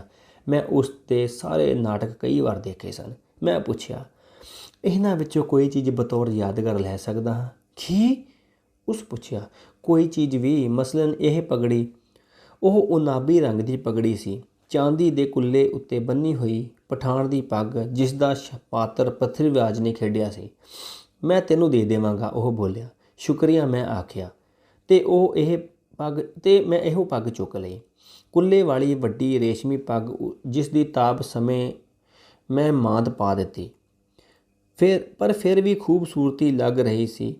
ਉਹ ਬਹੁਤ ਕੀਮਤੀ ਤੇ ਪ੍ਰਾਚੀਨ ਸੀ। ਪ੍ਰਿਥਵੀ ਰਾਜ ਦਾ ਖੁਦ ਦਾ ਚਿੰਨ੍ਹ। ਧੁੱਪਾਂ ਟੇਢੀਆਂ ਹੋ ਗਈਆਂ, ਸ਼ਾਮ ਪੈ ਗਈ। ਅਸੀਂ ਸਮੁੰਦਰ ਦੇ ਕੰਢੇ ਰੇਤਲੇ ਤੱਟ ਉੱਤੇ ਸੈਰ ਕਰਨ ਨਿਕਲ ਗਏ। ਲਹਿਰਾਂ ਵਿੱਚ ਸੰਗਤਰੀ ਰੰਗ ਤੇ ਨੀਲੇ ਰੰਗ ਘੁਲ ਰਹੇ ਸਨ। ਅਸੀਂ ਸੂਰਜ ਨੂੰ ਦੇਖਿਆ। ਇੱਕ ਪਤਲੇ ਬੱਦਲ ਨੇ ਉਸ ਨੂੰ ਢੱਕ ਰੱਖਿਆ ਸੀ ਤੇ ਇਸ ਦੀ ਸ਼ਕਲ ਬਦਲਦੀ ਜਾ ਰਹੀ ਸੀ। ਪਹਿਲਾਂ ਇਹ ਤਪੇ ਹੋਏ ਥਾਲ ਵਾਂਗ ਲੱਗਿਆ, ਫਿਰ ਮੱਕੀ ਦੀ ਰੋਟੀ ਵਾਂਗ, ਫਿਰ ਕਿਸੇ ਮਹੱਕਦੇ ਰੋਡੇ ਸਿਰ ਵਾਂਗ, ਫਿਰ ਅੱਧ ਖਾਦੇ ਤਰਬੂਜੇ ਵਾਂਗ ਜਿਸ ਨੂੰ ਕਿਸੇ ਦਿਓ ਨੇ ਚੱਕ ਮਾਰੇ ਹੋਣ, ਫਿਰ ਇੱਕ ਟੁੱਟੇ ਹੋਏ ਘੜੇ ਵਾਂਗ, ਤੇ ਹੌਲੀ ਹੌਲੀ ਇਹ ਸਮੁੰਦਰ ਵਿੱਚ ਲੱਥ ਗਿਆ। ਮਖਮਲੀ ਲਹਿਰਾਂ ਨੀਲੀਆਂ ਹੋ ਗਈਆਂ, ਫਿਰ ਗਹਿਰੀਆਂ ਸਲੇਟੀ ਵੱਡੀਆਂ ਛੱਲਾਂ ਉਮਲ ਕੇ ਅੱਗੇ ਵਧਦੀਆਂ ਤੇ ਰੇਤਲੇ ਕੰਢੇ ਨੂੰ ਆਪਣੇ ਝੱਗਾਂ ਵਾਲੇ ਬੁੱਲ੍ਹਾਂ ਨਾਲ ਚੁੰਮਦੀਆਂ। ਵੱਡਾ ਪੀਲਾ ਚੰਦ ਅਸਮਾਨ ਵਿੱਚ ਚਮਕਣ ਲੱਗਾ। ਪ੍ਰਿਥਵੀ ਰਾਜ ਗਿੱਲੀ ਰੇਤ ਉੱਤੇ ਤੁਰਦਾ ਹਫ ਰਿਹਾ ਸੀ। ਉਸਦਾ ਸਾਹ ਧੌਂਕਣੀ ਵਾਂਗ ਚੱਲ ਰਿਹਾ ਸੀ। ਉਹ ਆਖਦਾ ਜਾ ਰਿਹਾ ਸੀ, ਮੈਂ ਜੂਹੂ ਵਿੱਚ ਇੱਕ ਛੋਟਾ ਜਿਹਾ ਥੀਏਟਰ ਕਾਇਮ ਕਰਾਂਗਾ। ਫਿਰ ਮੈਂ ਐਕਟ ਕਰਾਂਗਾ ਤੇ ਡਾਇਰੈਕਟ ਕਰਾਂਗਾ। ਕੁਝ ਪਾਤਰ ਮੇਰੇ ਮਨ ਉੱਤੇ ਛਾਏ ਹੋਏ ਹਨ। ਇਤਿਹਾਸਕ ਹਸਤੀਆਂ, ਚਾਣਕਿਆ, ਅਕਬਰ, ਲੋਕਮਾਨਯ ਤਿਲਕ, ਰਣਜੀਤ ਸਿੰਘ। ਜੀਨੀ ਬੋਲੀ, ਤੁਸੀਂ ਬਹੁਤ ਹੌਲੀ ਤੁਰਦੇ ਹੋ। ਮੇਰਾ ਜੀ ਕਰਦਾ ਹੈ ਕਿ ਰੇਤੇ ਉੱਤੇ ਦੌੜ ਲਾਵਾਂ। ਪ੍ਰਿਥਵੀ ਰਾਜ ਨੇ ਕਿਹਾ, ਜ਼ਰੂਰ, ਆਪਣੇ ਜੁੱਤੇ ਲਾਹ ਲਓ। ਇਹਨਾਂ ਨੂੰ ਇੱਥੇ ਛੱਡ ਦਿਓ ਮੇਰੇ ਕੋਲ, ਮੈਂ ਇਹਨਾਂ ਦੀ ਰਾਖੀ ਕਰਾਂਗਾ। ਅਸੀਂ ਜੁੱਤੇ ਲਾਹ ਲਏ ਤੇ ਉੱਥੇ ਰੱਖ ਦਿੱਤੇ ਤੇ ਬਹੁਤ ਤੇਜ਼ੀ ਨਾਲ ਸਮੁੰਦਰ ਦੀ ਨਮਕੀਨ ਹਵਾ ਫੱਕਦੇ 1 ਮੀਲ ਤੋਂ ਉੱਤੇ ਨਿਕਲ ਗਏ। ਸਾਡੇ ਪੈਰ ਗਿੱਲੇ ਰੇਤੇ ਵਿੱਚ ਧੱਸ ਰਹੇ ਸਨ। ਇੱਕ ਤਰ੍ਹਾਂ ਨਰਮ ਜ਼ਮੀਨ ਦਾ ਪਕੜਵਾਂ ਅਹਿਸਾਸ, ਇਸ ਦੀ ਖਿੱਚ, ਇਸ ਦੀ ਮਮਤਾ। ਅਸੀਂ ਰੇਤੇ ਉੱਤੇ ਵੜੀਆਂ ਪੈੜਾਂ ਛੱਡਦੇ ਜਾ ਰਹੇ ਸਨ, ਸੱਖਣੀਆਂ ਝਾਕਦੀਆਂ ਅੱਖਾਂ। ਰੇਤਲੇ ਤੱਟ ਉੱਤੇ ਆਕਾਸ਼ ਵਿੱਚੋਂ ਚੰਦ ਦੁੱਧ ਡੋਲ ਰਿਹਾ ਸੀ। ਜਿੰਨੀ ਮੈਥੋਂ ਅੱਗੇ ਦੌੜੀ ਜਾ ਰਹੀ ਸੀ, ਉਸਦੇ ਵਾਲ ਹਵਾ ਵਿੱਚ ਉੱਡ ਰਹੇ ਸਨ ਤੇ ਉਹ ਚਾਂਦੀ ਨਾਲ ਝੰਡੀ ਧੁੰਦ ਵਿੱਚ ਗੁਆਚ ਗਈ। ਮੈਂ ਖੜਾ ਗਰਜਦੇ ਸਮੁੰਦਰ ਨੂੰ ਤੱਕ ਰਿਹਾ ਸਾਂ। ਉਸਦੀਆਂ ਕਾਲੀਆਂ ਮਖਮਲੀ ਲਹਿਰਾਂ ਜੋ ਦੁਮੇਲ ਤੀਕ ਫੈਲੀਆਂ ਪਈਆਂ ਸੀ। ਯਕਦਮ ਮੈਨੂੰ ਪਾਣੀ ਤੋਂ ਖੌਫ ਆਉਣ ਲੱਗਾ। ਲਹਿਰਾਂ ਵੱਧ ਰਹੀਆਂ ਸਨ ਤੇ ਇੱਕ ਮਾਤਮੀ ਰਗ ਗਾਉਂਦੀਆਂ ਰੇਤਲੇ ਤੱਟ ਨੂੰ ਹੌਲੀ ਹੌਲੀ ਹੜਪ ਕਰ ਰਹੀਆਂ ਸਨ। ਪਾਣੀ ਦਾ ਇਹ ਕਾਲਾ ਅਜਗਰ ਅੱਗੇ ਸਰਕ ਰਿਹਾ ਸੀ। ਜਿੰਨੀ ਵਾਪਸ ਆਈ ਤੇ ਅਸੀਂ